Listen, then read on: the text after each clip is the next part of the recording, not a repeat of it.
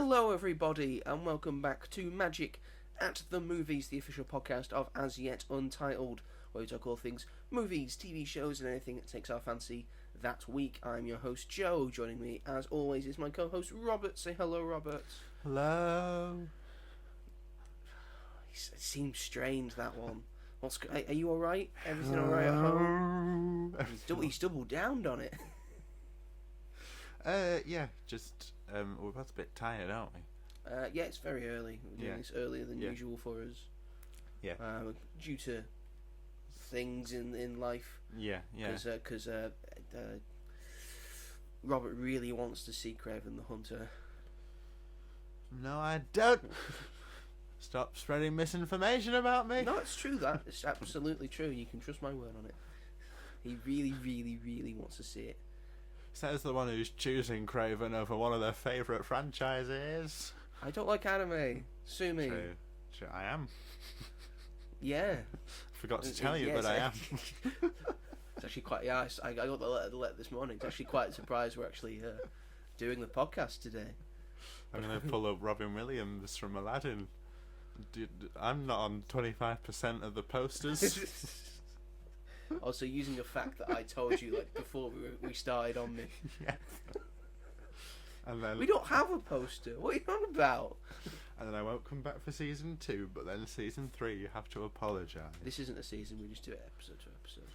Then I won't come back for. We're just gonna get to episode 2025. Like 100 and 200 and 300. Okay. You're not gonna come back next year? Nope. What else are you gonna be doing?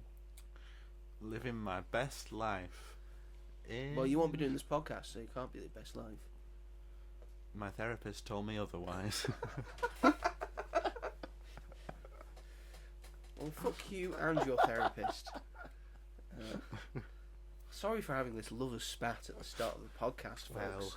But he obviously needs to get some things off his chest. Needs to be done, doesn't it? I'm sorry I pried when you first said hello. Because it started all of this. Well, yeah, see I just thought you could have put a bit more enthusiasm into the hello. I tried. I don't feel like you did. It's 11:45 in the morning, Joe. Might not be to other people. Well, they're not quarter to 12 in the morning. Oh, they're so tired. I'm up at 7 on a train listening to this podcast. Well, those are the people that need to go and eat a burger somewhere. 7 in the morning, eat a burger? Yes. No. They need to live some life on the Nutri-Grains, edge. some milk, some coffee. All at the same time. Yes. You need milk with your coffee. Oh, decaf it's got to be for me. I can't. What's the point? Yeah, I like the taste. You like the taste of coffee, but you don't like it. No, because it shakes me. It makes me shake. It shakes you.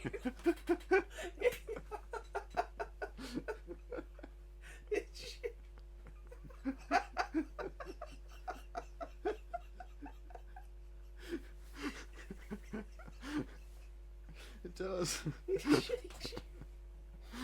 Oh. I think that's the funniest thing you've ever said on this podcast. Don't think you're ever topping that. Anyway, now that your introductions are out the way, it's the longest introduction bit we've ever done. Sorry, everyone. We are, because there was no films that came out, any big films for us to talk about last week, we decided this week we're going to focus on, because 'tis the season, where Mariah Carey's being defrosted and Michael Bublé has come out of his cave. 'Tis the season of Christmas time, so we'll be talking about our favourite Christmas movies. Yep. But before that, of course, we have our regularly recurring segment, which we have a jingle for. Robert, play the jingle. What have you been up to this week? I mean, I kind of didn't. Do it again. What have you been up to this week? You got double today. I really messed that up, didn't I? Yeah, you got to be more prepared next time. But, you live and you learn. Yeah, that's the new jingle for what have we been up to. So I'll ask you first, Robert. What have you been up to this week? Let me think. First of all, 3 things that I'd been up to. I watched Our Little Secret on Netflix with Lindsay Lohan and Kristen Chenoweth. How was that? I thought it was okay because it's like every other Christmas film that's like that. It's like a Hallmark film with a slightly bigger budget. Yeah, I saw my mum watching it. Yeah, it was alright. I enjoyed it, but me and my mum looked at each other and just went, they're all the same, aren't they? And they are. But I'll watch anything that Lindsay Lohan's in. I saw Wicked on stage in Manchester on Tuesday, which was very special. I went with my friends from university. It was like a little trip before the end of the year. Yes. And then when Defying Gravity came on, we all held hands and we all like got very emotional. And that was very lovely, and it's so good. That's only the first act as well. You have no second act to go. I will say though that I'm really nervous for the second film because Act 2 is so different to the first act, and I'd say a bit weaker as well. It's quite all over the place. I love it so much. But yeah, you were saying that when we reviewed it, and you were a bit worried. I am worried because there's just a lot going on in it, and it's just very different. But we'll see how it turns out. I have faith, and they need to change some things as well because some stuff hasn't aged well. Yes. But that was very nice. If it's like a little under 3 hours enough time to. Yeah, I think sort it out. I think that's because the first act is an hour and a half. The second act is an hour. So I'm hoping that they do expand it so that they give that act a chance to breathe because it is very heavy-handed, and also the wizard has a song that just goes on for way too long in the second act, and it's like, yeah, we get it, carry on, and it's but I have faith that they can, flesh it out a bit more. But that was very nice. That was very lovely. I've seen it before on stage, but it's just so brilliant and great. Although at the end, near the end, like 5 minutes before it was supposed to finish, Glinda walked off stage and it all went silent, and then there was like a man talking from the orchestra pit, and then the conductor was like on the phone to someone, and then the curtain shut. And we're like, what's happened? That's never happened to me at a show before. It was quite exciting. Calamitous. But I think it was something to do with like a prop, like Glinda's bubble that she flies down on. I think it might have been something to do with that, because it's supposed to spit bubbles, and it did in the first act, but it didn't in the second act. So maybe it was something to do with that. But I think everyone was okay and stuff, so that's the main thing, is making sure all the actors are safe. But yes, it was a very lovely trip, and I bought a hoodie that was £60. Well, I wanted a t-shirt, right? But they were all like, all the t-shirts I've got were unisex, but all the ones that I wanted were women's t-shirts. So it's like I could have got one, but they were like fitting for like a women's figure, and they wouldn't have looked right. You don't want people seeing your belly button. Well, no, exactly. I was really annoyed because there was like really good ones, and I didn't cool get designs. it. So, yeah, but I got the hoodie, which is a little bit too small for me, but never mind. Who decided to give you money? The place where we work. Yeah. I think they made a mistake there. You make some very rash purchases. I wouldn't have got it if not for the t-shirts. I was just annoyed that I couldn't buy the ones. How that much I were the wanted. t-shirts? Like about 20, 25. 25. Which I don't think is too bad really for like show merch. But that was wicked. And then yesterday I finished watching the new Disney Plus show, Dream Productions, the Inside Out spin-off show, which was really fun, really enjoyable. It's like The Office mixed with Saturday Night Live, like on like Riley's dreams and stuff. And it's really fun, really creative. There's like some big like developments that really happen with like the mythology of what happens in her mind with like dreams and stuff. They do like sleepwalking and like lucid dreams, and it's really cool. The only thing I'd say is that I wish that the main characters from Headquarters would have been in it a bit more. They're barely in it. They're in it for like 2 minutes overall. Well, they're A-listers, aren't they? Yeah, that's true. But they do come back, and they have some really nice scenes. But that was really nice. I really enjoyed it. I wish that it had been just like a bit longer, because it was only 4 episodes with 20 minutes each. So, but it was cool. It was very nice. I enjoyed it a lot. So that's me, and I'm done with uni for this year, for Christmas. Finished for this year. So I'm going to be watching lots of Christmas films, because I've only watched like 2 so far this year. Woohoo! Woohoo! So that's me. What have you been up to, Joseph? Yesterday, so quite recently, I went out and finally was able to see a screening of Conclave. Oh, finally. Which is the latest film from Edward Berger, who, if you didn't know, directed All Quiet on the Western Front. The new one. Not the old one from 1930. Surprise, he's still alive. But no, I absolutely loved All Quiet on the Western Front. I thought it was excellent. It was one of those films that year that was just a 10 out of 10 for me. I thought it was going to win all the awards. Yeah. It won Best Film Yeah. Picture, and it won a few awards. Didn't win Best Picture, which was unfortunate. But you know, I think the right thing won at the end of the day. And so I was quietly excited for this. From the trailers, it seemed interesting, and of course, Edward Berger. I want to see what he does with his career next. It's got a great cast. Yeah. Ray Fiennes, John Lithgow, Stanley Tucci, among others. Yeah. It's as someone who's had a Christian upbringing, don't mean to brag, but yeah, and I've done the baptism, done the communion, done confession, all that. This was very interesting and intriguing to me as a premise of showing the inner workings of the Catholic Church and what they go about to choose a new pope. Right. Yeah. I liked seeing that on screen. It was very interesting to me, and I think the drama aspect that they add to it, I think, was also very good. I like the way it was, you know, what's the word I'm looking for? Attempted, sort of. Yeah. How they went about portraying that.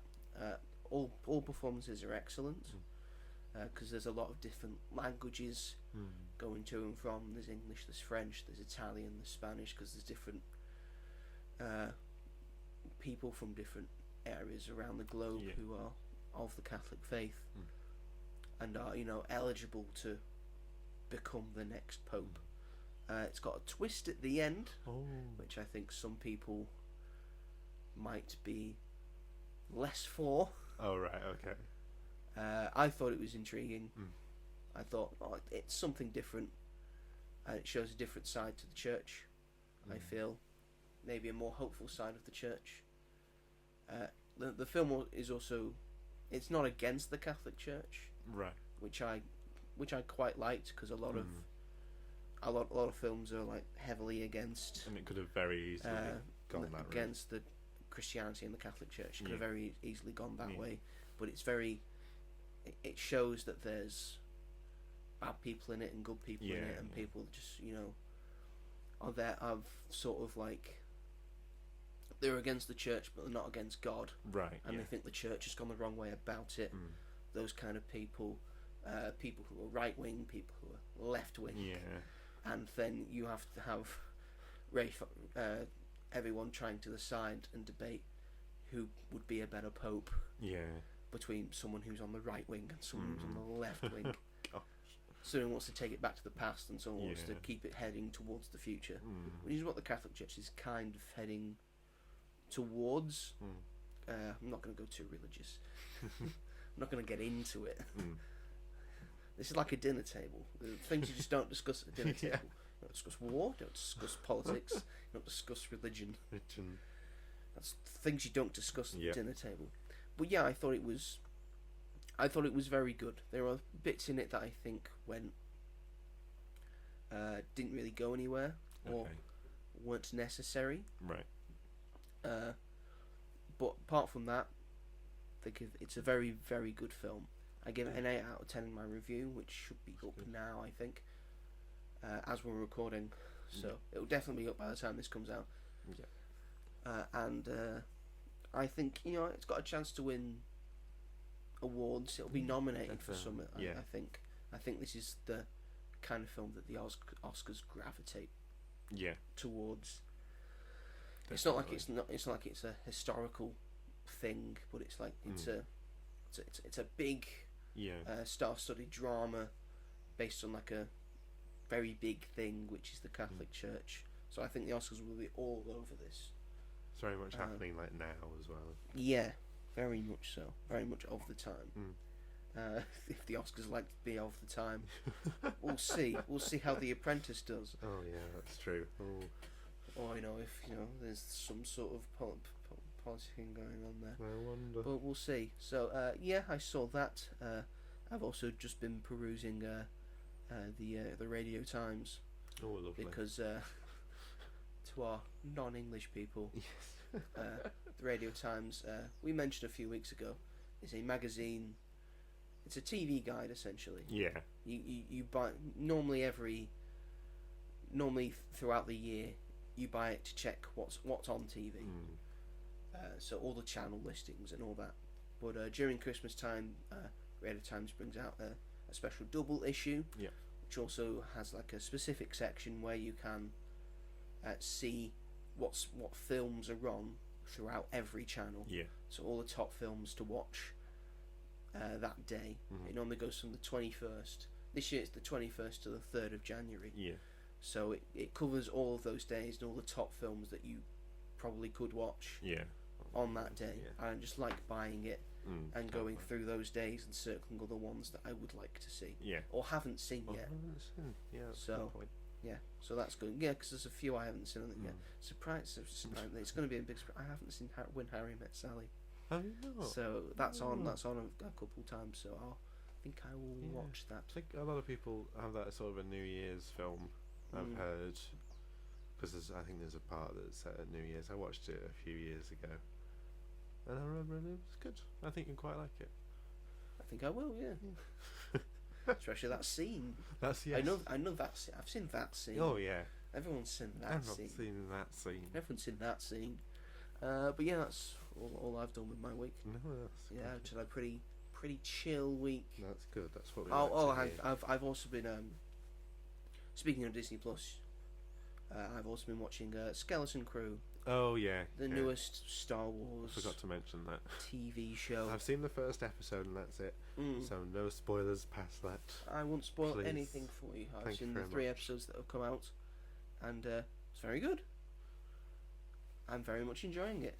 I like, because I think, oddly enough, most Star Wars fans are in agreement. They're saying, yeah, it's pretty good. It's got So very it's high nice. It's critics. nice. Yeah, It's critics nice are that, praising it. Yeah. There's a Star Wars thing out that most people like. Most Star Wars people are a fan of. Can I So- derail that train? Oh God! Oh It's no. not that I didn't like it, but I You've just seen one episode. I have seen one episode and I didn't really like that first episode. If Oh, I'm dear. completely honest, but I think for me the kids are just too young. I just don't. They're at that annoying level for you. Yeah, it was just there's the bit where he says like they think that they found something and they're calling claimsies on it. Like I know that that's what 10-year-olds do, but like this is like Star Wars and these are our main characters. Like I don't know. It was just But yeah, I think you have to remember that Star Wars is first and foremost for children. yeah, that's true. So this is very much a show for them to see them in themselves in characters, yeah, that's rather a than good looking point. up to certain characters, you would say. Yeah, And well, it's basically the Goonies, but Star Wars. yeah, You could it say. is. But I think what I struggle with is just like how they sort of fit into the world, because like the Goonies and stuff, it's very much we could go on a journey, but with Star Wars it's like they're on these like bikes that are like full on like proper vehicles and they're like 10 years old and they're whizzing through the streets. Mm-hmm. And I'm like, is this safe? Like why isn't there like a gap? Like does law not exist in Star Wars? Do you know what I mean? I don't know. It's not abided by, really. No, I don't know, and I think just some of the performances as well are just a bit like forced. Mm-hmm. They're very much like caricaturish for me. Like, I don't know. I just felt like these kids are so young, but they're acting like they're so much older than they actually are, Mm-hmm. and that just was quite distracting. I didn't believe that I was watching like Star Wars. I just felt that I was sort of watching children sort of pretending that they were in Star Wars. And yeah, I don't know, because I've liked.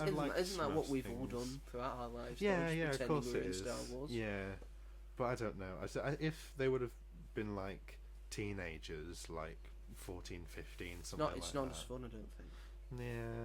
Yeah, maybe It's not as heartfelt. Yeah, 'Cause they're just teenagers, angsty teenagers. true. If you tried asking a teenager anything, they got nothing to say.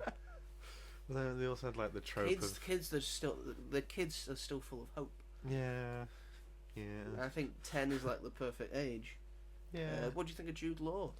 Well, I've not seen him. You've not seen him yet? He's had his mask on the whole time. Yeah, so. No, who is it? Oh my! I don't know who it is. Not Jude Law. I didn't like the dad either. The usual trope of the dad that's just always busy with work. I'm like, we've seen that so many times. I was just like, come on. But it's good. It's in the Star Wars Yeah. universe. It's like, I've got to go to work, and that's all he said was, I've got to go to work. Will you read me a bedtime story? I've got to go to work. Aren't you a little bit old for bedtime stories now? And I was like, I don't know. I didn't hate it. Mm-hmm. Like, it looks really nice, and I sort of like the suburban aspect to it. Yeah. I think that's cool seeing it like that. And the school was freaky as hell, but maybe I'll like it more as it goes on. I like that it's showing a different aspect Yeah. of the Star Wars universe. It is. It can't just all be No, yeah, that's true. Jedi's having a war in the stars. Yeah. Wait, hang on.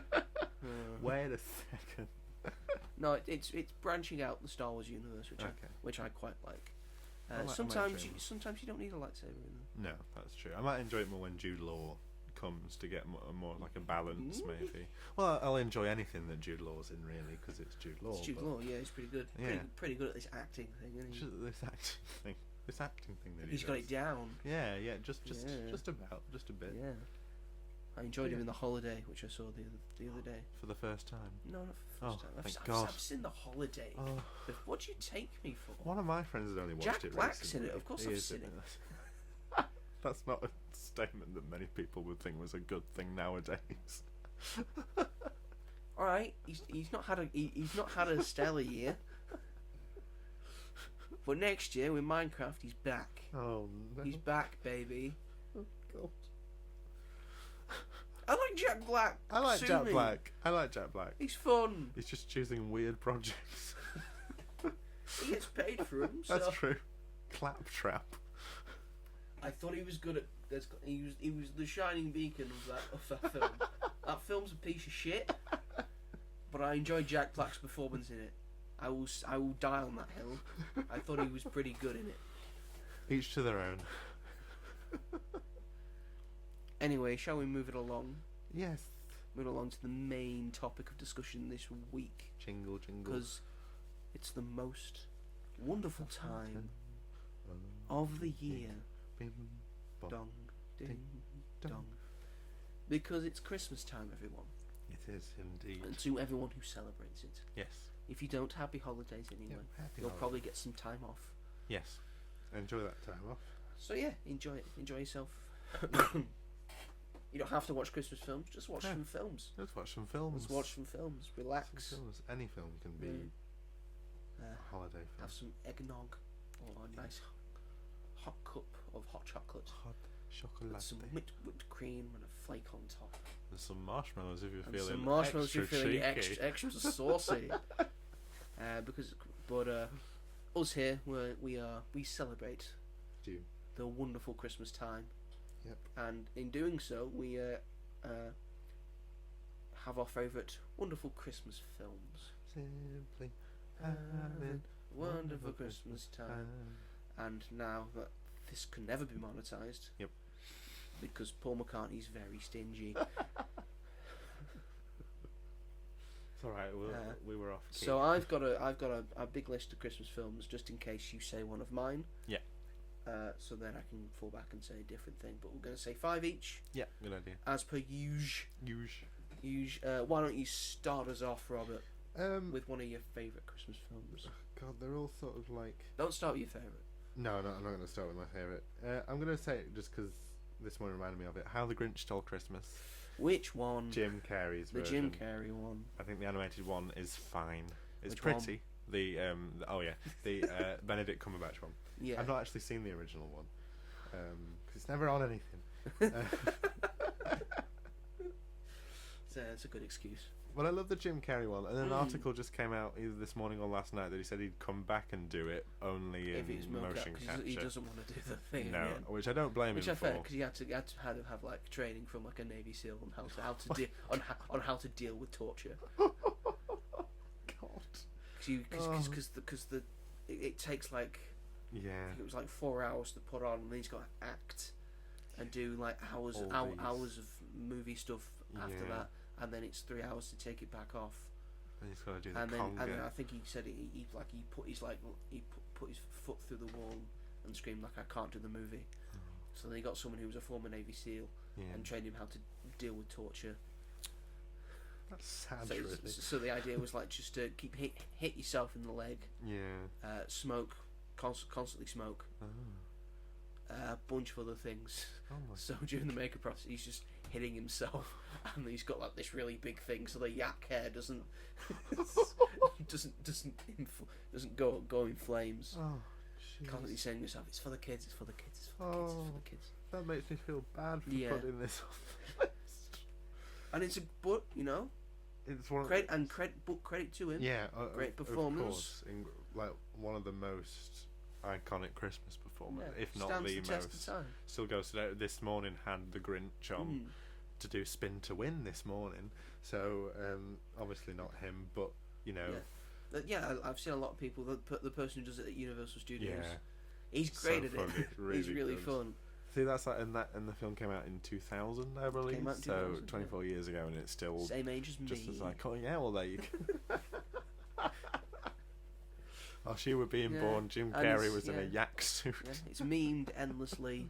Yes, It's got so many great, so funny. so many great lines. My schedule wouldn't allow it. Hate, double hate, loathe entirely.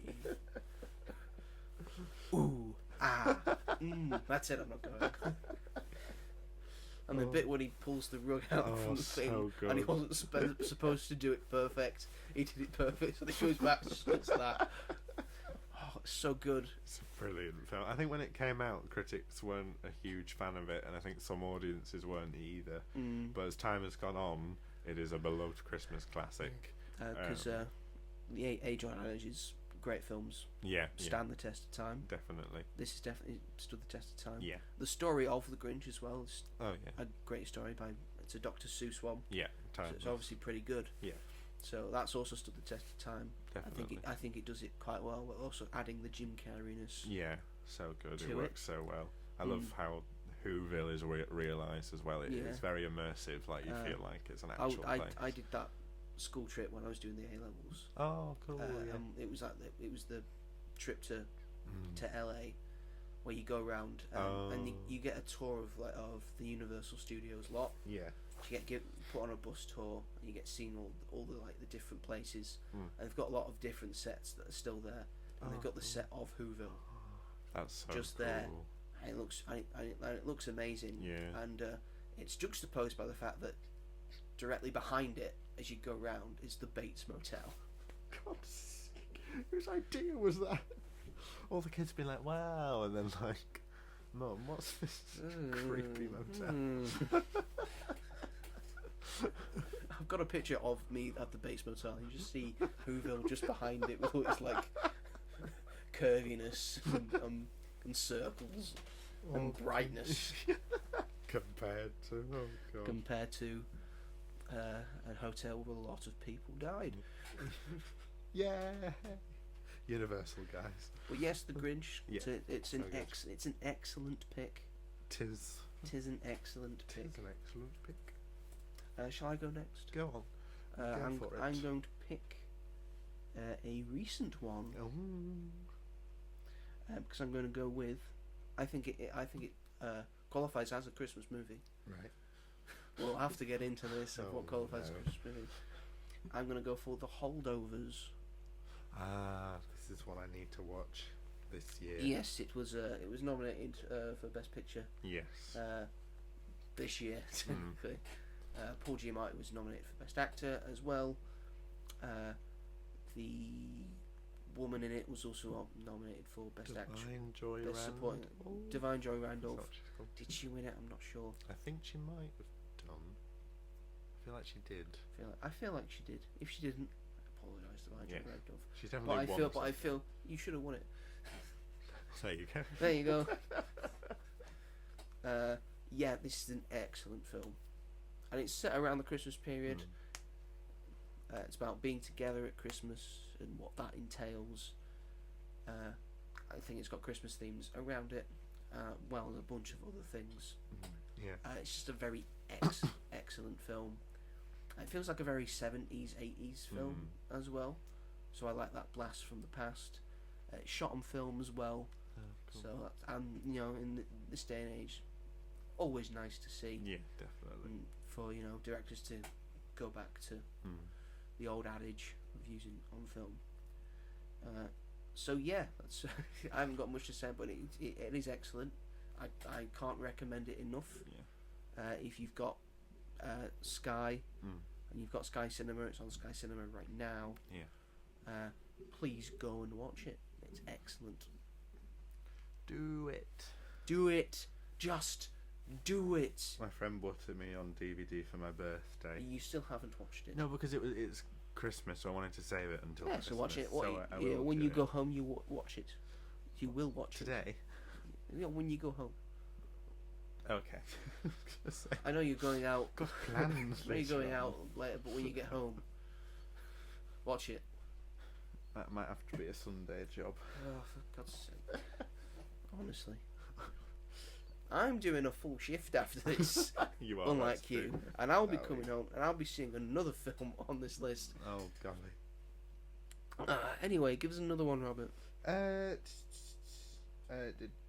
Miracle on 34th Street, specifically 1947. The 1947 version. I've seen the remake and I enjoyed it, but Mara Wilson, the Richard Attenborough one. Richard Attenborough one, yeah.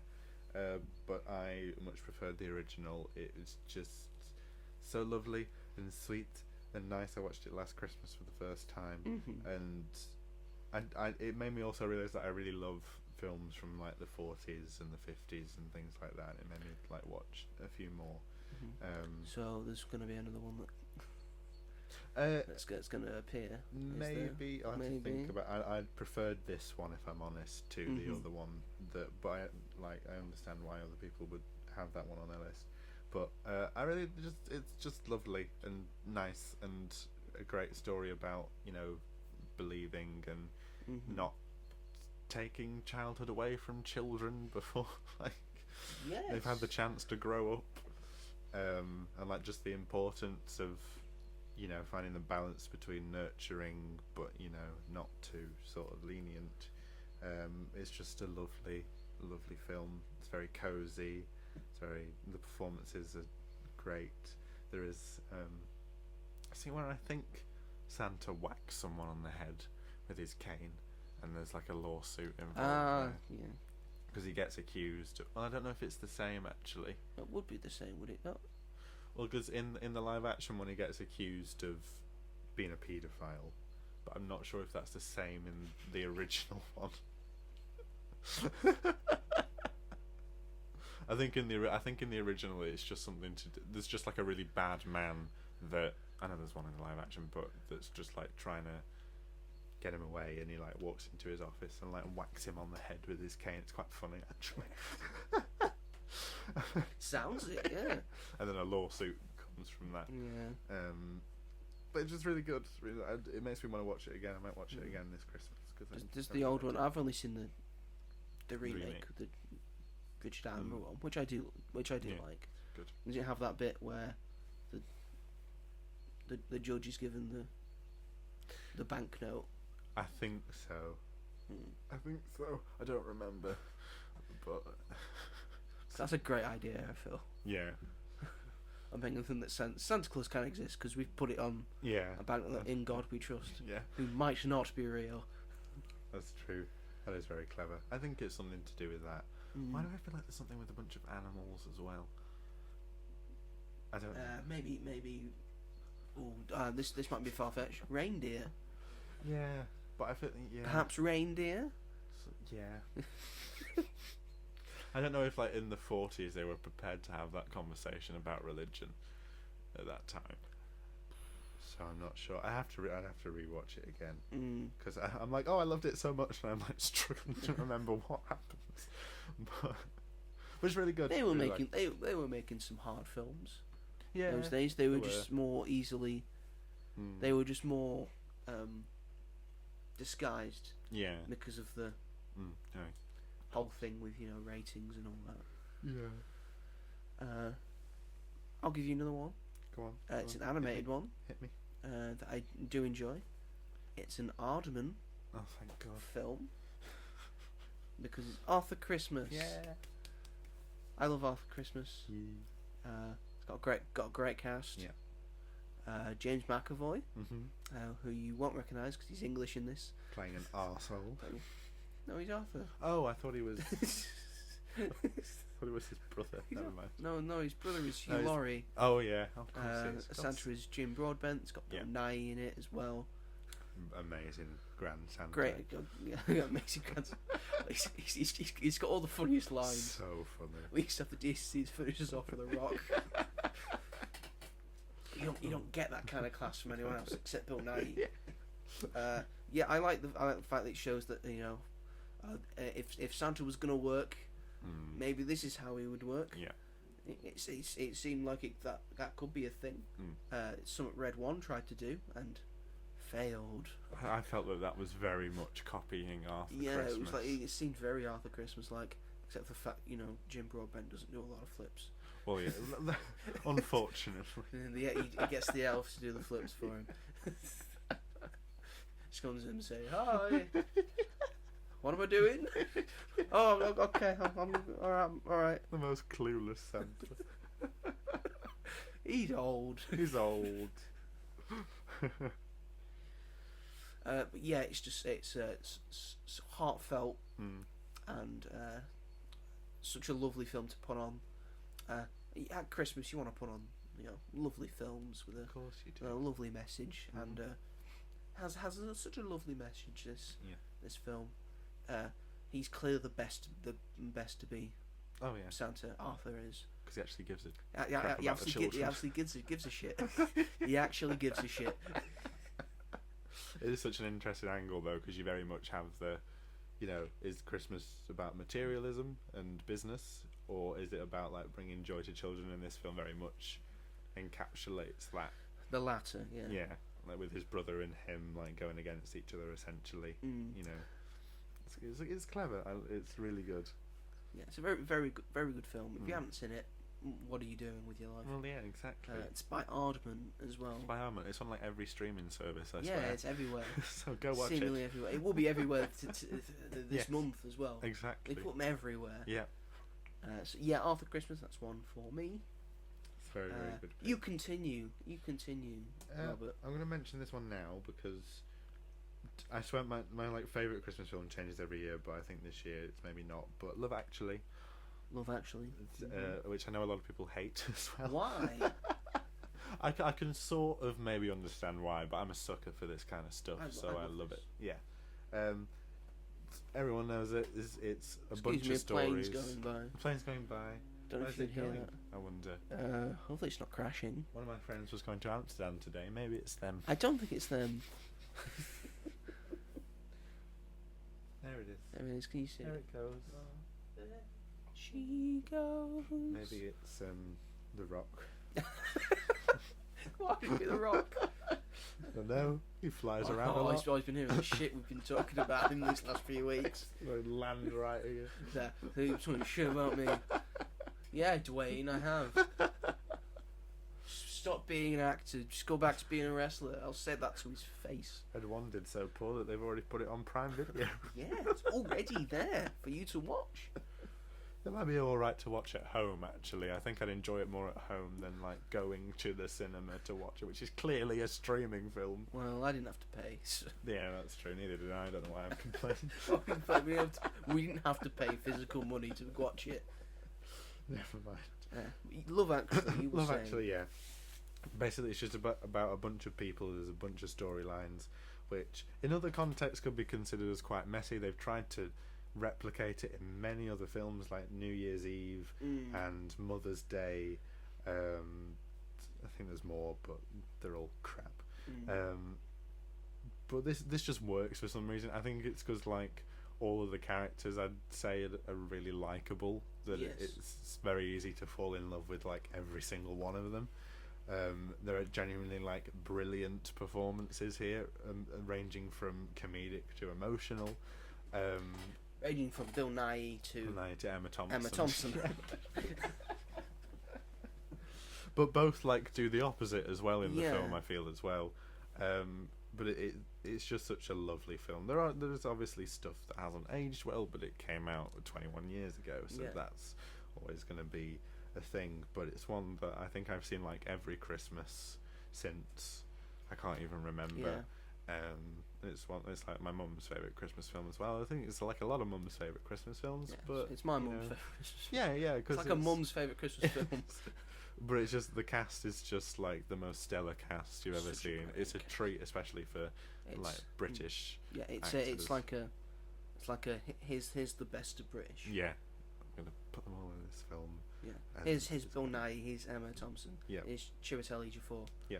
Here's the guy that's going to be in The Walking Dead. Yeah. Here's Keira Knightley. Keira Knightley, Alan Rickman Here's Alan playing Rickman. an arsehole. Here's Who else? Colin Firth. Colin Firth's in it. Rowan Atkinson. Rowan Atkinson's in it. Colin Frissell, God of Sex. Colin Firth. God of Sex. Martin Freeman. Martin Freeman's Joanna also in it. Page. Mm. Is Joanna Page the one from Gavin and Stacey? Yeah, Yes, yeah. that's right. I think that's why she got Gavin and Stacey. I think it had something to do with Love Actually, Quite possibly. because I don't think she'd been in much Mm. before it. Because I think Gavin and Stacey was like 2007 when that started. I think Might have 2008. been, I'm not sure. 2009, I something like wasn't that. watching Gavin and Stacey at that time. I was too young for Gavin and Stacey. But yeah, amazing cast. Yes. Just Everyone's great in it. yeah, I think. very iconic as well. Yeah. Got a lot of it's got a lot of iconic moments in it. Also, just the gift wrap bit. Yeah, it's so good. Rowan Atkinson's stellar thing. I thought you wanted a gift wrap, sir. Me and my friend always quote that What are you bit. gonna do? Dip it in yogurt? Cover it in chocolate buttons. Pop it in a Christmas box. I don't want a Christmas box. That's the best part. Oh, and Thomas Brodie Sangster's in it as well. Yeah. As a little young'un. Small. Really So funny. a small, childlike 13-year-old. Tiny. Tiny 13-year-old. I'm in love, and there's nothing I can do. What can I do about it? That's so. Well, I thought it was going to be nice. more drastic. More painful than the absolute devastation of being in love. Oh, yeah, you're right. Liam Neeson. We forgot Liam Neeson. Oh, Liam Neeson's in it. Well, that's such a really lovely part of the film is his stepdad bonding with Yeah. his stepdad. There's so and- many great stories Yeah. in it that you can gravitate to and say, oh, that's my Definitely. favourite bit of it. Yeah. The Colin Firth romance, the Yeah. Liam Neeson with his stepson, the Alan Rickman having an affair, Mm. and it's wanting to have an affair, but you Yeah. know, it's all a bit thing and all the love triangle sort of thing in that. Yeah. That bitch. Oh. I don't blame Alan Rickman. I blame her. She's just horny. Just leave him alone. Or Marty McCutcheon as well, who's Yeah. Natalie, who's so good and should have been in more things. Yes. She's not really been in anything since. Hugh Grant as well. Hugh Grant. Hugh Grant being Prime Minister bits. Minister. Let's have him as Prime Minister Yes, now. do yes. it, please, thank you. I think the whole of Britain would agree. That's what it should be on the ballot. Yeah. It's like conservative. And the idea that they're all sort of connected because they're all Yeah. the same big nativity. Yeah. Because they're all there. For some reason. I think that's kind of cool that they all sort of connect, even though they're all having like My big mum- dramatic My things mum going always on. says, why is Martin Freeman there? He's just like friends with one of them. Well, he's the director of the porn film that he's in. Is like Colin's best friend. Is it a porn film? I never thought it was a porn film.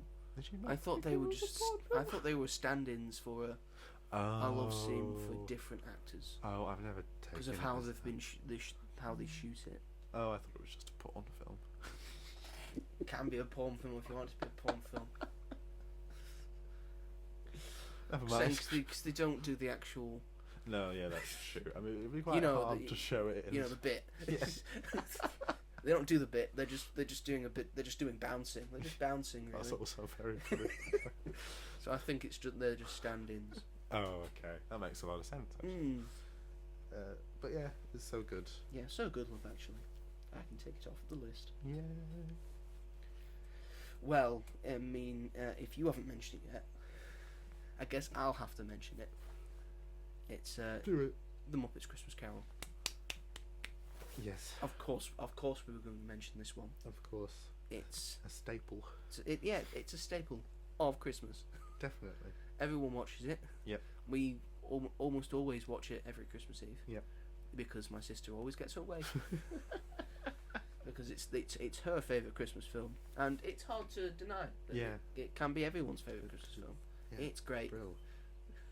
It's a brilliant Christmas film. And we were watching Oliver yesterday, Uh, and she said, it was on the lines of, does Charles Dickens only do musicals? Probably down to the fact that the only two films that are based on Charles Dickens books that she has seen are Oliver and Muppets Christmas Carol. She thinks he wrote Muppets Christmas Carol. Well, She knows he wrote A Christmas Carol. But she thinks it's a musical. She thinks the musicals. She thought the music I don't from know. Muppets Christmas I don't know Carol what's going through her head. was written by She might have been Charles misinformed Dickens. or misjudged. She's not the smartest when it comes to English literature. She doesn't read. Oh no. So yeah, Muppets Christmas Carol, the first Muppet film since the passing of Jim Henson, unfortunately. But yeah, boy does it do so many things right. Directed by his son, wasn't it? Yeah, Brian. and it's faithful to the novel. Yeah. Faithful to the story. Yeah. Faithful to what the Muppets are. Yeah. And how the Muppets would act. Definitely.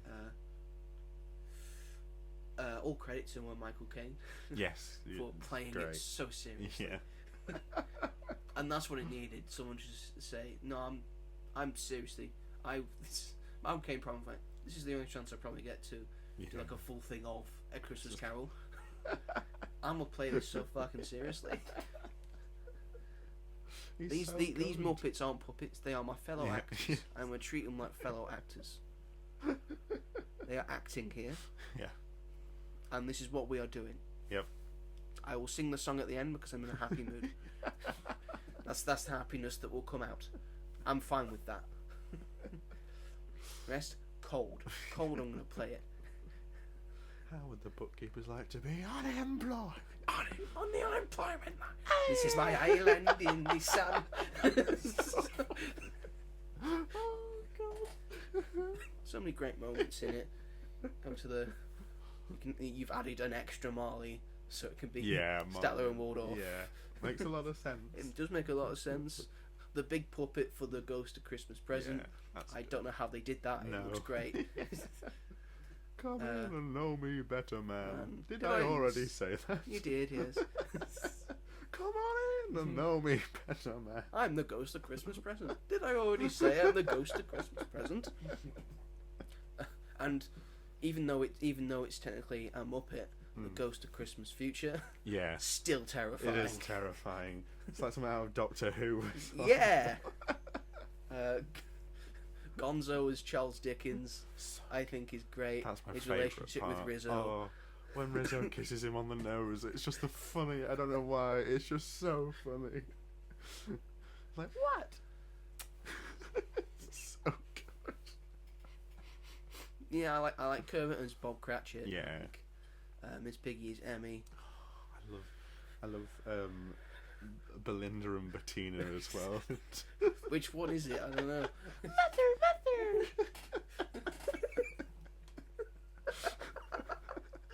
I'm Belinda. I like the bit where Bob Cratchit comes up and they just ram him into the door. I'm back. It's so good. Oh no, girls, come on.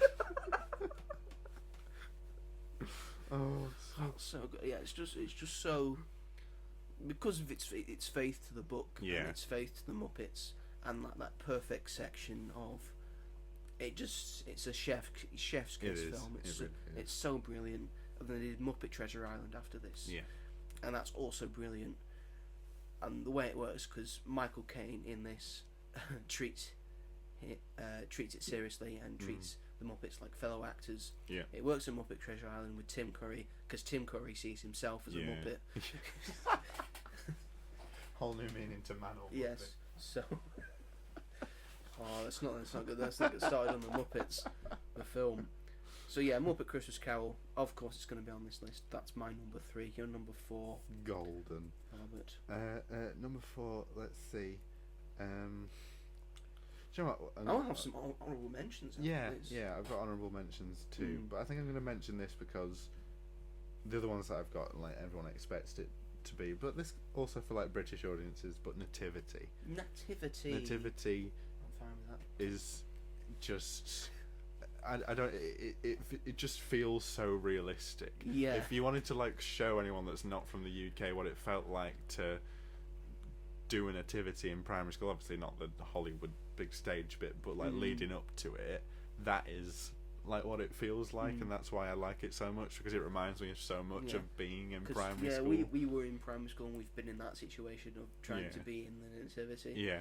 I want to be Joseph. I don't want to be a shepherd. It's so important to all these kids, and that's what it very much felt like at the time. And now that I've got, because my brother is a primary school teacher, and he's also engaged to be married to another primary school teacher. So I hear a lot about, especially in this time when they've been doing the nativity. Yeah. And been working on the nativity, and now they watch that film. Yeah. With a different sense of it. I'm saying this is exactly what it's been like for me in trying to get this fucking thing made. Martin Freeman going absolutely like ape shit. Mr. Maddens. That's an iconic name in like British Mr. Maddens, film culture. Yes. Mr. Poppy as well. Mr. Poppy. Oh. Yes. And it's got Miss Trunchbull in it Miss as well. Trunchbull's in it. Pam Ferry. As an actually nice headmistress for once. She played a good headmistress and a bad headmistress. Her career has come full circle. It's come full circle. She's done both. But yeah, it's so good, and it's just so lovely as well. Like it does feel very realistic to primary school, and it's just really heartwarming to see all these kids be so like passionate about something, and they all sort of. Mr. Maddens is like the boring teacher at the start who's really strict and that lot, and then like as the film goes on, like the kids start to love him more, and he starts to like open himself up a bit. He's had like a heartbreak, and he's sort of trying to get over that still in his life, and it's probably a lot. I'm talking about it way deeper than it's intended to be. No. These are all the themes and the metaphors that are about the film. Yeah, but it's that scene where, when he's watching them sing "One Night, One Moment," and it's going together for, and it's like the montage of his past. It's like it gets me every time. I'm like, that hits.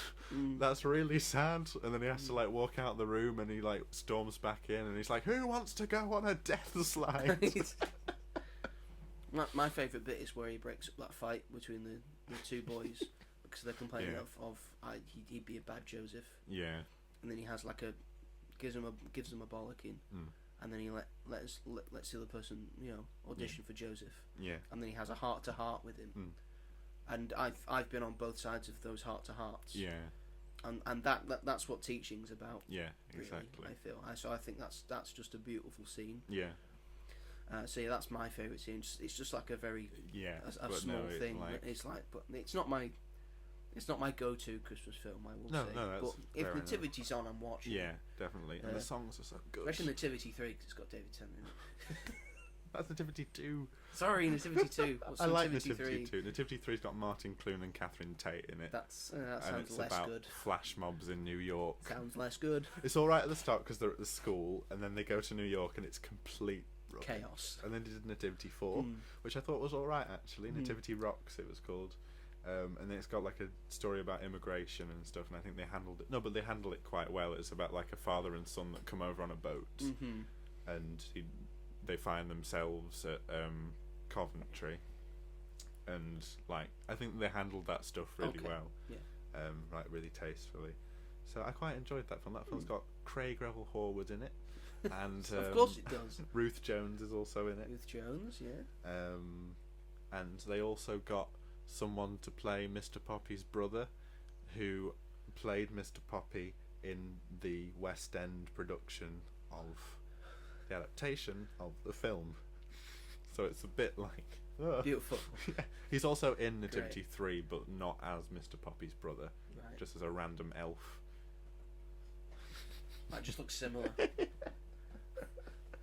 So going back to because you've got a lot of child actors in this. Why do you enjoy these child actors? Why don't you do the older ones, the more mature ones? Yeah. In Skelton Crew.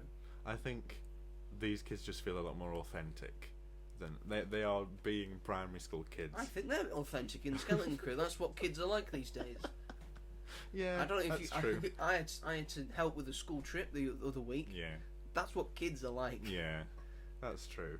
But I think sometimes it feels just like you're watching a primary. That's what it feels like, genuine to me, because we obviously we have more experience in school rather than we do in space and going on adventures.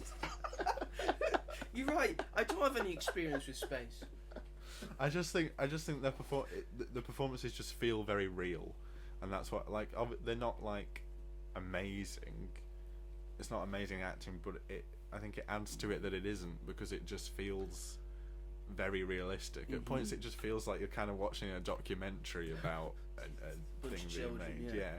But that's why I love it so much, because it does feel, very nostalgic, and that's what like 2000's Christmas was very much that film. But yeah, Nativity. I'm gonna go for my number 4, and if you're not going to mention it, I will mention it. It's a Wonderful Life. A film that I would say, like maybe another film I'm going to mention soon, you could say isn't a Christmas film. I know what your last one is then. Spoilers. Because it's not really about Christmas. I mean, like, it's only like the end bit that's like set at Christmas.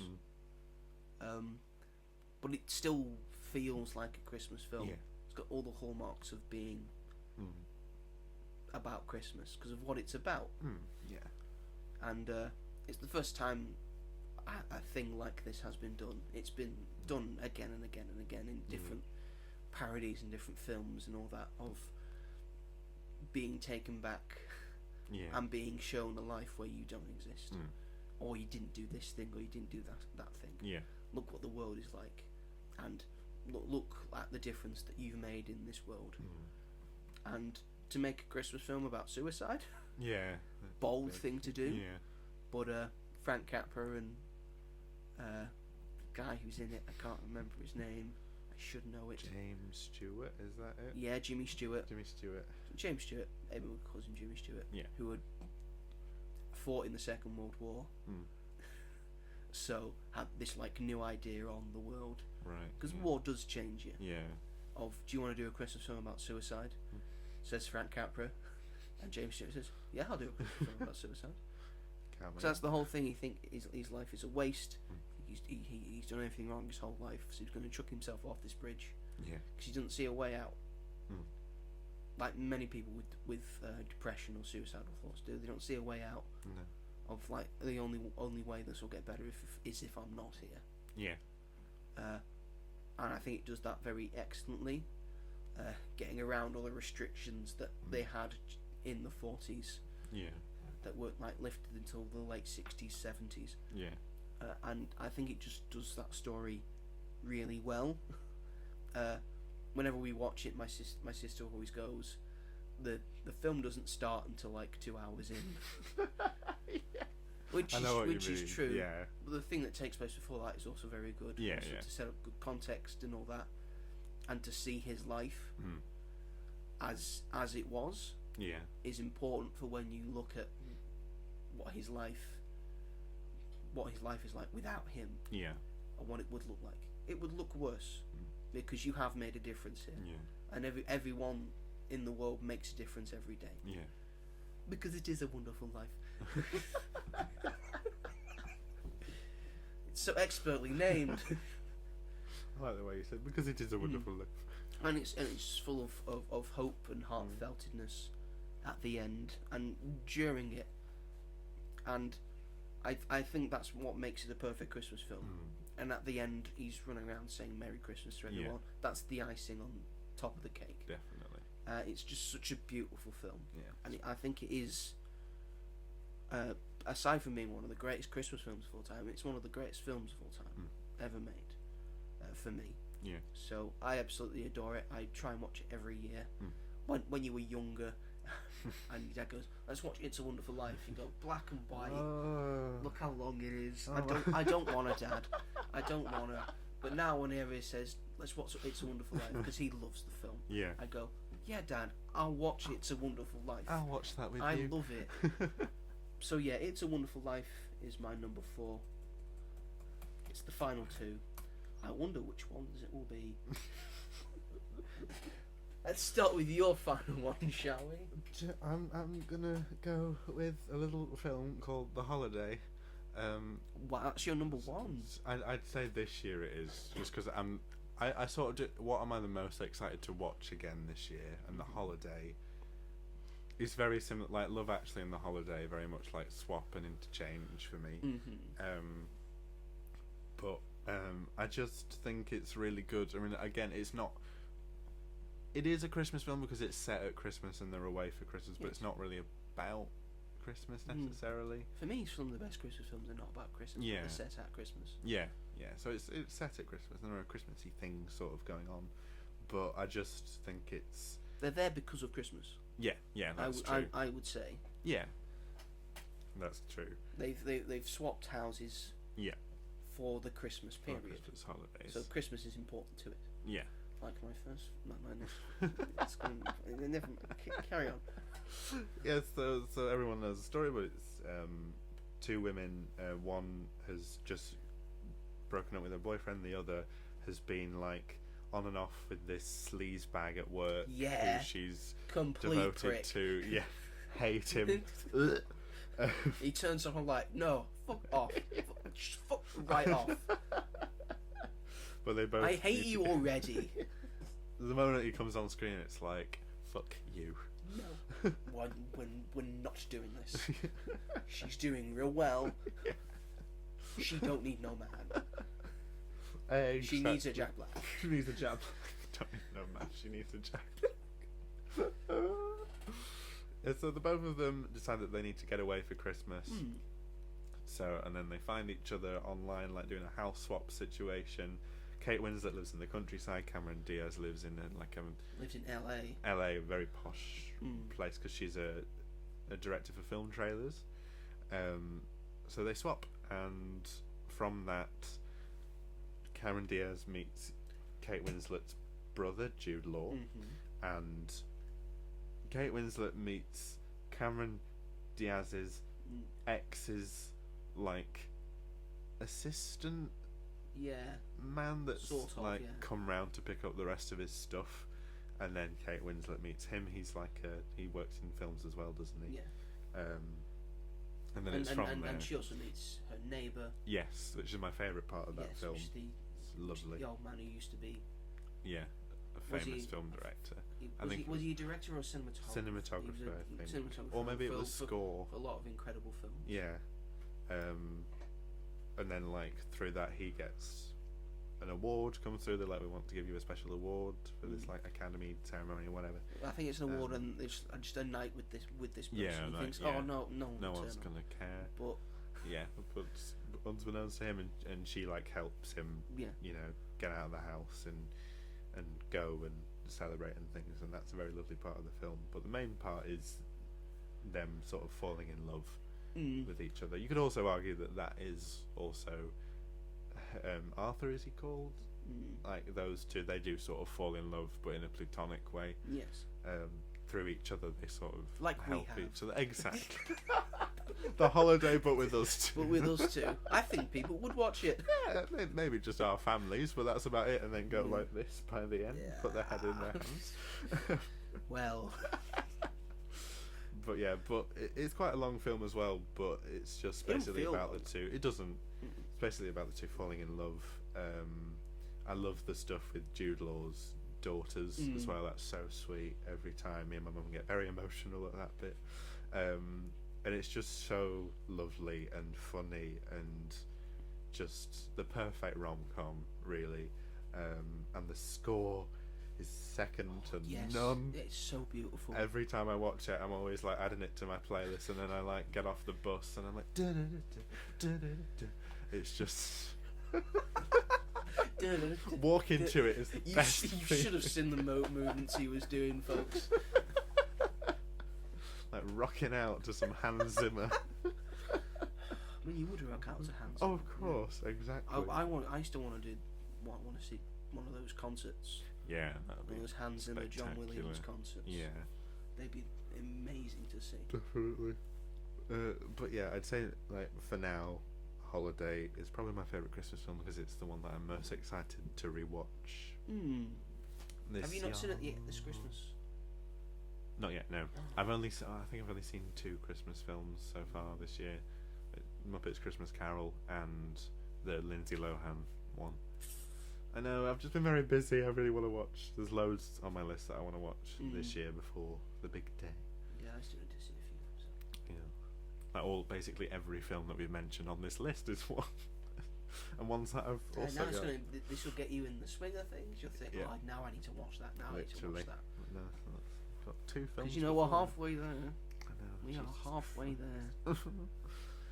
Just time slow down, please, just for a little bit. No, let's keep surging forward. No. I want to be 30. You'll regret that. I will. My knees definitely will.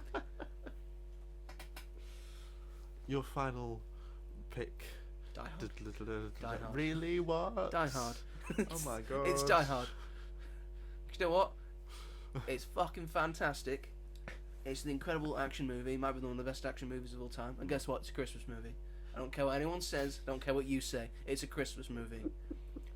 It's about a man going through hell to spend time with his family at Christmas. Yeah. He is there because it is Christmas time. That's true. It's Christmas Eve. He's going to try and rekindle things with his wife and see his kids at Christmas because it's Christmas. Because his kids want him there for Christmas Day to open presents. That's what he was going to be doing if that thing doesn't get involved. That's what we probably did do. Yeah. Not his fault that a terror. There are terrorists there. There are Alan terrorists Rickman's there. come. Alan Rickman's put a very good accent on. Hans Gruber. He does an American accent. They didn't think he could do an American accent, but then he just started doing it. And like, oh my god, this is your first film? It's his first. It's his film. first feature film. He'd done a lot of theatre work, and then just seen him. I thought we can get him on the cheap. And he gives a performance of a lifetime. Yeah. You know why? Because he's Alan fucking Rickman. That's why. He's the best. He is the best. Yeah, and Bruce Willis, career making film for him. Yeah. As John McClane. It don't get better than this, because he's just because this came at like the end of the 80s, 88, 89 I think it came out, when we've gone through the 80s of this just these big muscled supermen in your action films, your Commandos, your Predators, your Rambos, your Rockies, all of that jazz. Not to say that they're bad. Your Commandos as well, if I didn't say that. I think you might have done. I've said Commando twice. Yeah, all those films, they're good films. Yeah. I enjoy them, but I think it's not set with life. And John McClane is just like an everyday cop. He's got an everyday look. He's got a receding hairline, and all the bits you see where he has to do something extremely dumb. Yeah. He's going, oh god no, and when he jumps off the building, and he goes, oh shit, John, what the fuck are you doing? that shows his humanity Yeah. and that he is human. Because if someone does something terrifying and like shows no fear, I don't think that's a brave person. That's a stupid person. Yeah. He's showing fear, saying this will suck. I don't want to do this, but I have to do it. That's a brave person. And John McClane is the bravest person in all of cinema. Just taking on all of these terrorists by himself, just using his wit and guile to outsmart them with no shoes on. And then they get to the bit where they shoot all the glass, and he has to run through the glass, and that makes you feel for him, because I think everyone knows the feeling of standing on glass. It hurts. So that means you can relate to him on a personal level, because you know what that feels like. So you know what he's going through. So, and they mention Christmas all the time in it. That's true. They're at a Christmas party as well. At a Christmas party, there's Christmas trees, they're singing. Yeah, There's Christmas music in it. Yeah. Is it good Christmas music?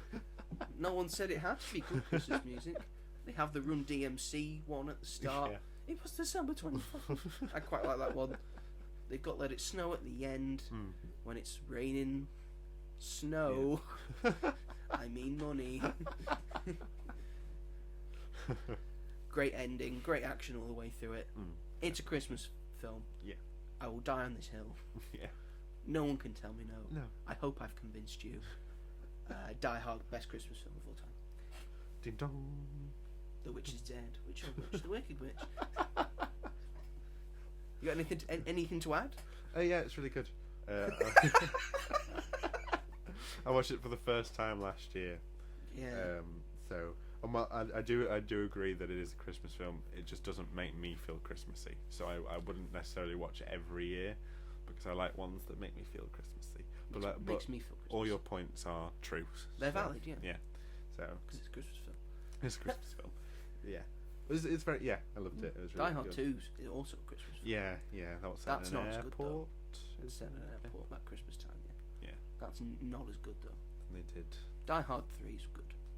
And then they did. I think it's called Die Hard with a Vengeance. Yeah. 4.0. And Die Hard 4.0. And then they did. For us, it's called Die Hard 4.0. I think in other places it's called Live Free and Die Hard. Die Hard, right? And then they did and then the fifth one is called A Good Day to Die Hard.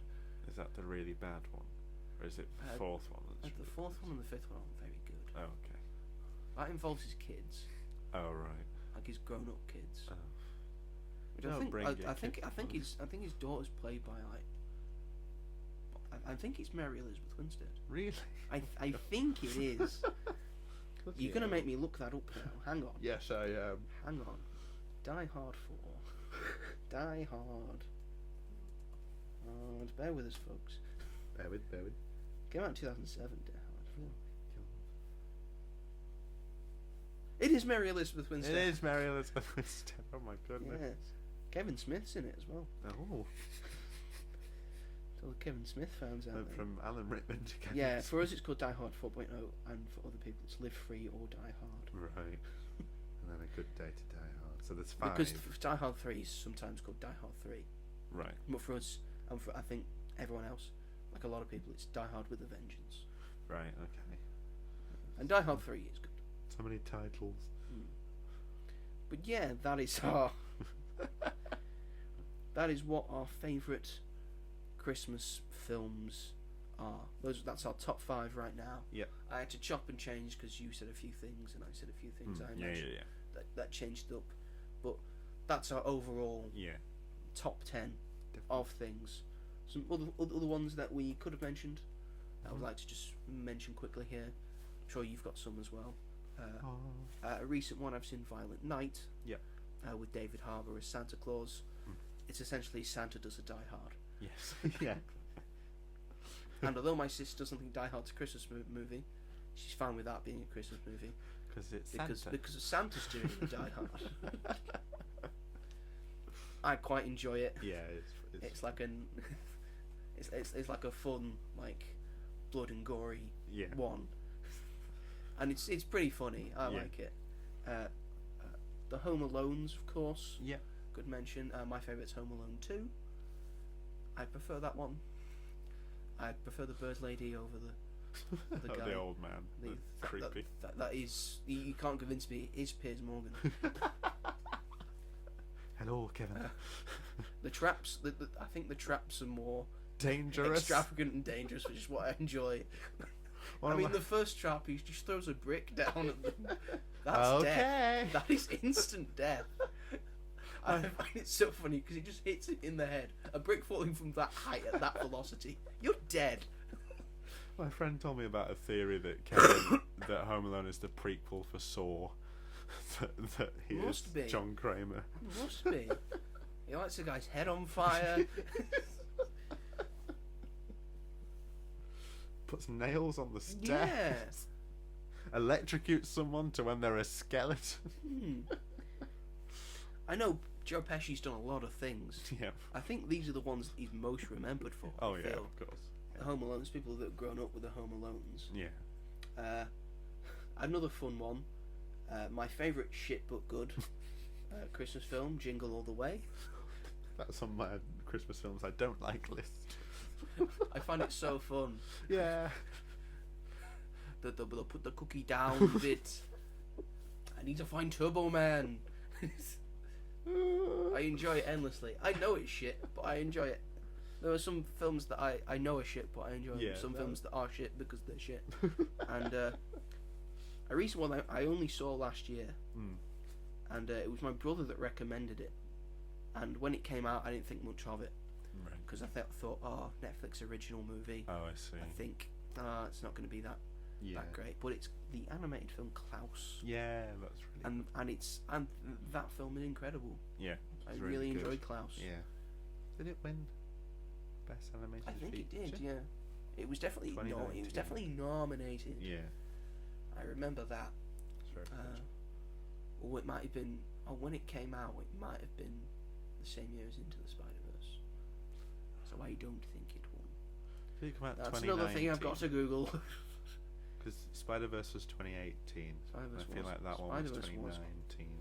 Klaus. It is a 2019 film. Yeah. So that would have qualified for the 2020. What awards did you win?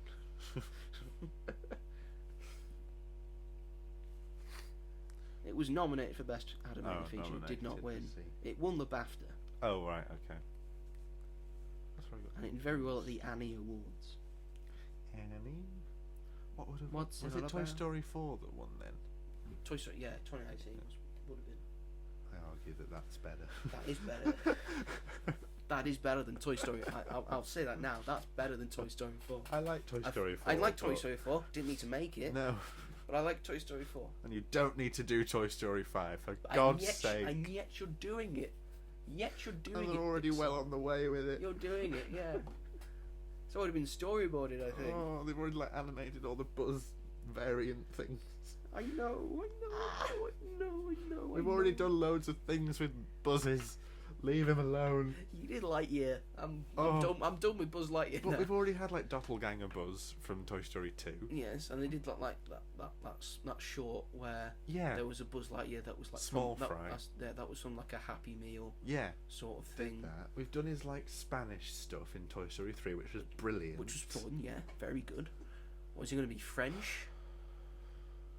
God's sake. I don't want Buzz French. All the actors are 100. They're so old. They're so old. Some of them aren't even Some alive of them are anymore. Dead. That's why you shouldn't have done Toy Story 4, because you didn't have all the characters because they're dead. They had to reuse clips from the I don't old think film. I don't think in Toy Story 4, from my recollection, I don't think Mrs. Potato Head said anything. I think she does, but it was just a deleted clip that they'd got to make it fit within the. That's why the toys Mrs. aren't Potato in it. Head has 2 lines. Yes. What's the point? Jessie's barely in it. Jessie's barely in it. And Woody's not even with them at the end. Yes, so what's going to happen? That was the whole point of the fourth one. What's the point? You've concluded it twice. 3 times now. But no, it's not enough, is it? Toy Story 2, good conclusion, could have ended it there. Could have, Toy Story 3, very good conclusion, should have ended it there. Toy Story 4 had a pretty decent conclusion, very heartfelt conclusion, could have ended it there. No. What's this one going to be? Let's do a 5th one. They're all going to be replaced by technology in the end. Apparently that's what they're going for. Yeah. But how's it gonna Oh, Let's not talk about Toy Story 5. We were doing so well. We were doing so well. sorry, it's only Christmas films. Yes, so those are our top 10 favourite Christmas films, and Yeah. some notable mentions as well. Oh, Do you want to mention some just more? a Yes. few. Elf. Elf, obviously. of course. Yes, I don't think it's. I don't think it's like the best. Yeah, but I'm it's so really with funny. Elf Yeah. these days. Little Women, Greta Gerwig's Little Women, which Yes, is counts. kind of which is gorgeous, such a good film. Mhm. Last Christmas, which I think I mentioned last week. You did, yes. Yeah, so that one which a lot of people hate, but I love. Mhm. Same with A Bad Mum's Christmas. That's one that me and my mum watch every year. That was the first film I saw in the cinema that was rated 15, and I had the best time. That's the first one. But the mum, Mine was Deadpool. Oops. But the mums so Mila Kunis, Kristen Bell, Catherine Hahn, their mums come and spend Christmas with them. Christine Baranski for Mila Kunis, Susan Sarandon for Catherine Hahn, and Liking these parents. Cheryl so far. Hines for Kristen Bell. And it's such good casting, and it's such a fun film. Is it technically like a good, solid piece of filmmaking? No, but I don't care because it's so damn enjoyable. Susan Sarandon goes to a stripper club thing with like sexy Santas, gets on stage with Catherine Hahn's boyfriend and starts licking his nipples because she doesn't know that it's her boyfriend yet, and he doesn't know that that's her mum. And Kristen Bell says, "You should never have to see your mom lick your boyfriend's nipples." And then she falls off the stage and has to go to hospital.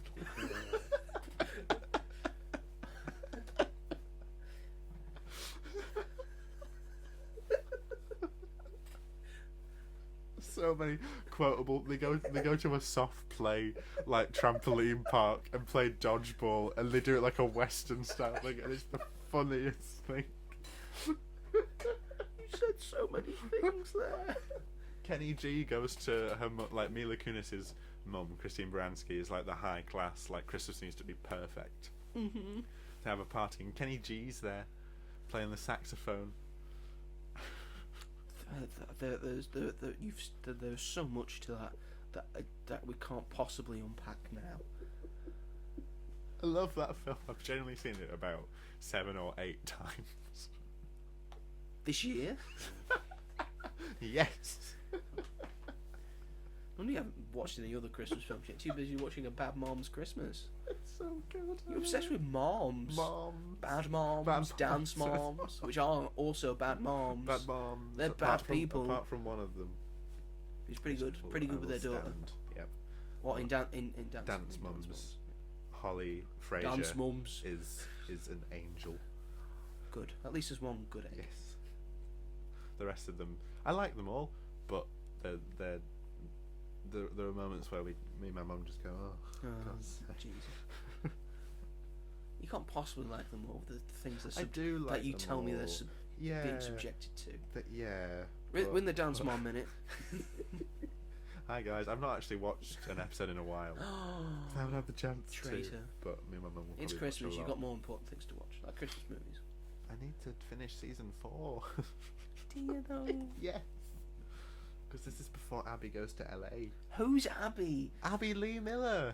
Who? Abby Lee. She's the horrible teacher. The main. What? How do you not know who I Abby don't Lee watch Miller Dance is? Moms. I knew who she was before I'd seen it. I'm not on that sort of internet. I can't believe that. Your sister's not going to like this. I'm going to tell her that. She doesn't watch Dance Mom. She'll know who Abby But Lee she'll Miller know is. Abby Lee Miller is, I imagine, yeah. Come on, Joe. I don't need to know everyone. You would I don't like that side of internet. evil dance teacher who there's an episode where they do a Rosa Parks dance. Bearing in mind there's one black child, and she's like, who's gonna get the solo to be Rosa Parks? Not the solo. Who's gonna have the main part of Rosa Parks? And she's genuinely like skeptical as whether to choose the only black girl or to pick one of the other girls. And then one of the mums is like, I imagine all white as the day is long. my little kennel would be perfect for Rosa Parks, who's What is the show?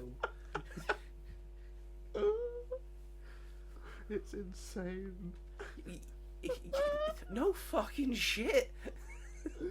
Oh, God, such a good show. Abby's mum has Jesus just Christ. died. That's where I'm up Oh to. God. Her mum's Oh just died. God.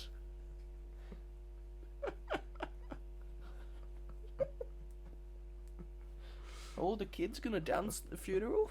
Well, no, they did they went to a competition and they did it in memory of her, which was very nice. Memory of it. But they rang Abby up because she was obviously not there, and they were and all the girls wish you the best, and she was like, I don't need them to wish me the best, I need them to win. And that's every episode. Wow. Okay. Living So- on the dance floor. So that is the Dance Mom Minute covered. To really cap off the show there. Yeah. I don't know what to say after all the information you've given me today. Go watch A Bad Mum's Christmas.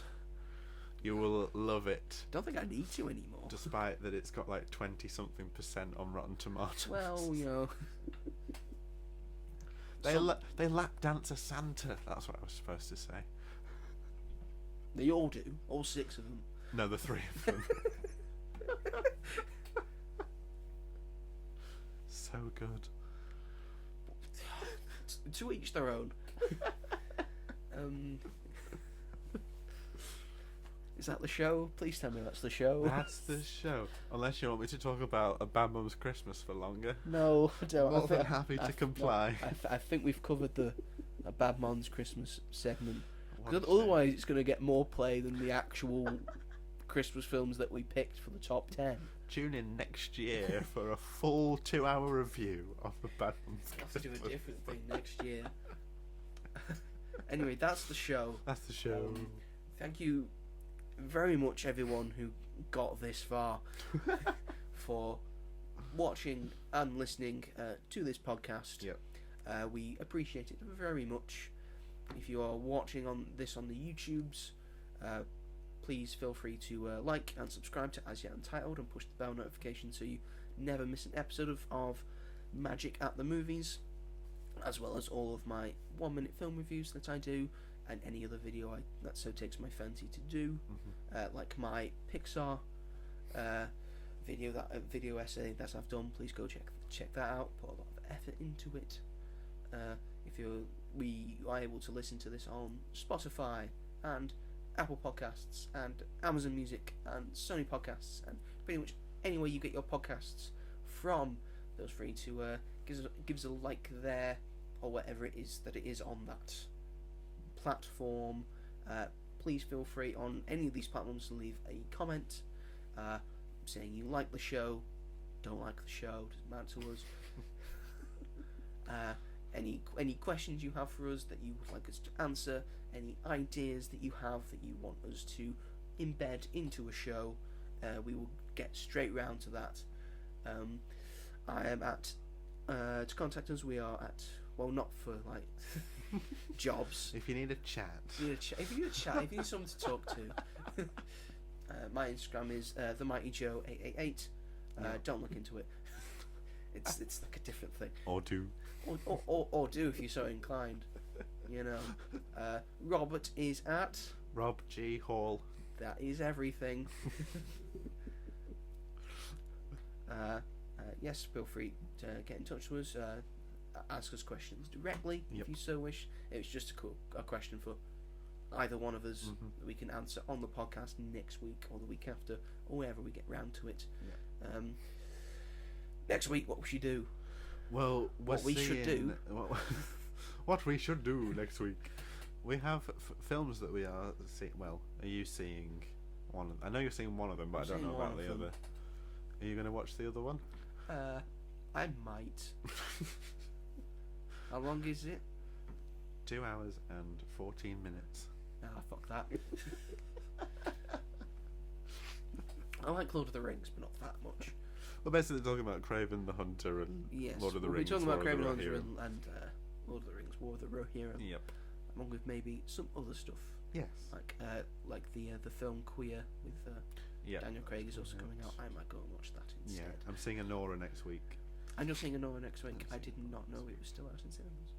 It's only one showing at my local one. So That's your last chance. last chance. I'm going to go. It's a pretty good film, I thought. Looking forward to it. So yeah, look forward to us shitting on Craven the Hunter next week, which I imagine is what it will be. We haven't seen it yet. No, but It comes out on the day of recording. Yep. But you know, any film can be good. Maybe the critics are wrong to give it 16% on Rotten Tomatoes. Yeah, all 100 and something of them. Yes, we will hold out hope Yes, well. for what it is. But that is the show. Yeah. Thank you very much, everyone, for watching. Say goodbye, Robert. Goodbye. That's all you've got in you. And Merry Christmas. And Merry Christmas, one and all. This isn't our last show before Christmas. It's not, but it's the Christmas episode. We'll have to say that so next week as next well. So I have to do it. We have to do it double now. Oh, okay. Robert, you piece of shit. What was that? My cry like a lamb. Sounds more like Chewbacca. Wow, he can. Oh my god, he can do it. Can roll my R's. He can do it. Oh my god. Did that actually sound okay? It sounded pretty good. I've been yeah. told it was shit. I thought it sounded pretty good. Oh, thank you. I trust your opinion more. Than My Chewbacca to my Han Solo. Genuinely. Yeah. Thank you very much for watching and listening. Yeah. And we will see you all in the next one. Bye. Bye.